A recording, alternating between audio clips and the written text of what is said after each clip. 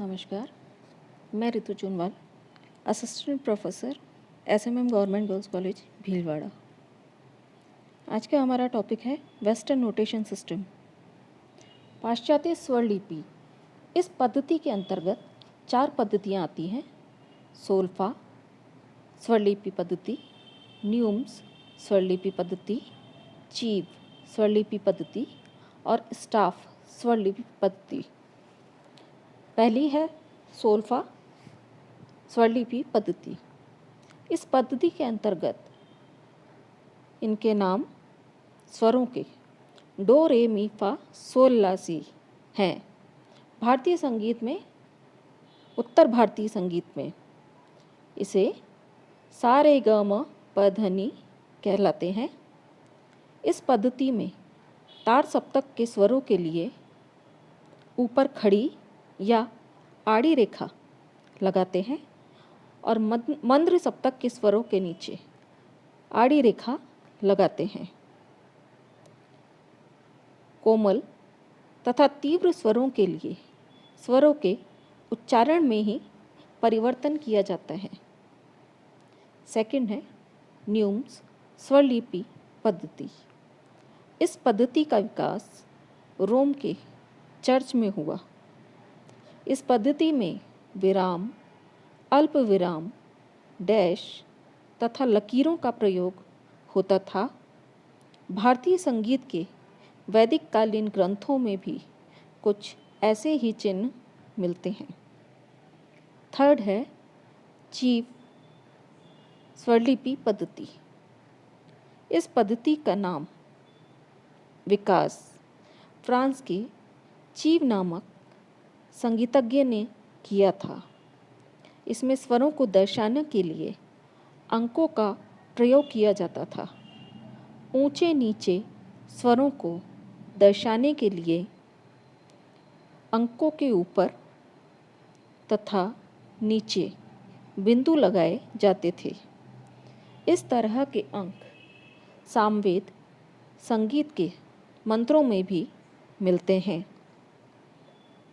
चौथी है स्टाफ स्वरलिपि पद्धति। आधुनिक समय में यह पद्धति सर्वाधिक प्रचलित है। यह पद्धति इस प्रकार है, इसमें अलग अलग चिन्ह हैं जिनका वर्णन किया जा रहा है। पहला है ग्रेट स्टाफ। यह 11 लाइनों का एक समूह होता है। इन 11 लाइनों के ऊपर तथा बीच में स्वरों के चिन्हों को लिखा जाता है। इन लाइनों के माध्यम से मंद्र से लेकर तार सप्तक के स्वरों को आसानी से लिख सकते हैं। इन 11 लाइनों में मध्य की लाइन बिंदुओं से लिखी जाती है। इस पर मध्य सा रहता है। सा को पाश्चात्य संगीत में सी कहते हैं। उस रेखा के ऊपर के स्वरों पर तार सप्तक के स्वर तथा नीचे के स्वरों में मंद्र सप्तक के स्वर लिखे जाते हैं। दिए गए चित्र में यह साफ स्पष्ट हो रहा है कि जो बीच में जो डैश वाली लाइन है वह सा की है और ऊपर के 5 लाइनें तार सप्तक की और नीचे के लाइनें मंद्र सप्तक के स्वरों की है। सेकंड है इसमें स्वर। स्टाफ पद्धति में स्वरों को दर्शाने के लिए अंडाकार चिन्ह होता है। सभी स्वर इसी के माध्यम से दर्शाए जाते हैं। पाश्चात्य संगीत की तरह इसमें हर स्वर के लिए अलग चिन्ह नहीं होता। पाश्चात्य पद्धति में स्वरों को बताने के लिए ग्रेट स्टाफ का प्रयोग होता है। स्वर बताने के लिए स्टाफ की 11 लाइनों के ऊपर मध्य में यह 0 का चिन्ह लगाया जाता है। हर रेखा एक स्वर को बताती है। जैसे मध्य सा के लिए बिंदुओं की लाइन है जो ग्रेट स्टाफ के मध्य में है।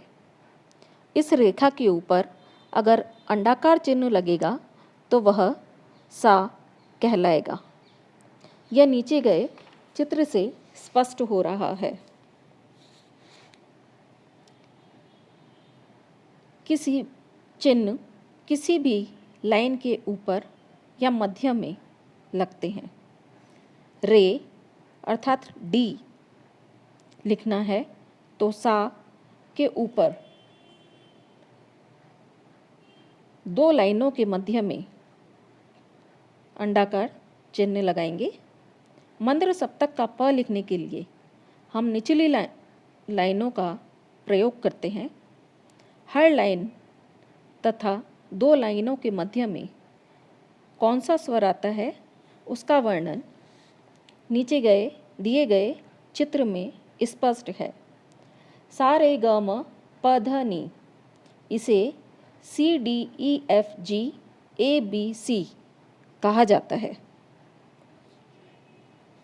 नेक्स्ट है क्लेफ। कई बार ऐसी स्वर रचना लिखनी होती है जिसमें सबसे नीचा स्वर मध्य सा ही हो। ऐसी स्थिति में 11 लाइनें खींचना काफ़ी मुश्किल काम है, क्योंकि निचली 5 लाइनों को खींचना काफ़ी मुश्किल काम है, क्योंकि 5 लाइनों में कुछ भी नहीं लिखा जा सकता। इस स्थिति में केवल ऊपर की 5 पंक्तियाँ खींचते हैं तथा उन पर निम्न चिन्ह लगाते हैं, जो यह बताता है कि इन लाइनों पर सबसे निचला स्वर मध्य सा है। मंद्र सप्तक के स्वर नहीं लग रहे हैं। अगर स्वर रचना में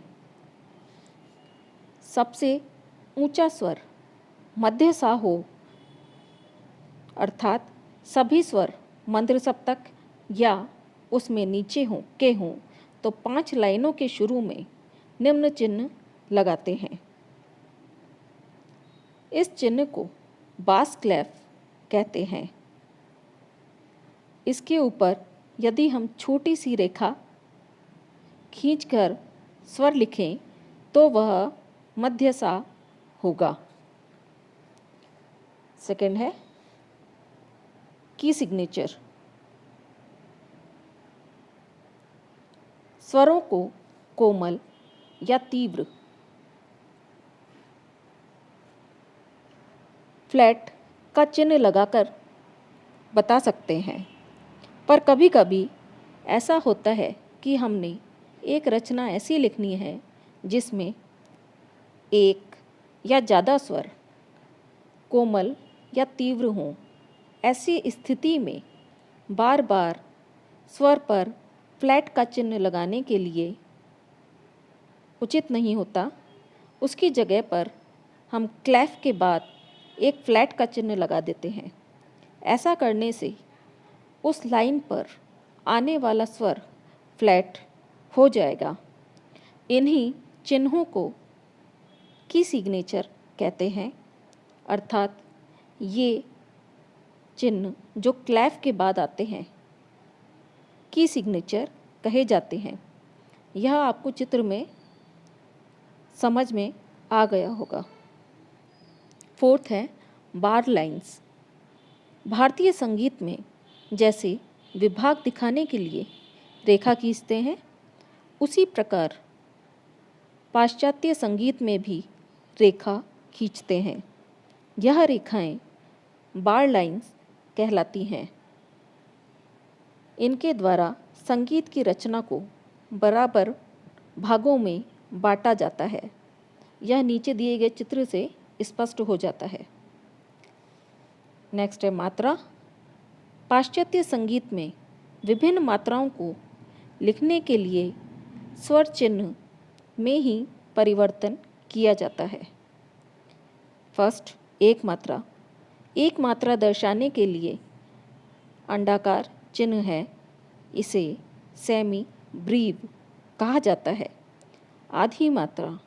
आधी मात्रा के लिए अंडाकार चिन्ह के साथ एक रेखा खींच देते हैं, जिसे इस चिन्ह के नाम मितीम कहलाता है।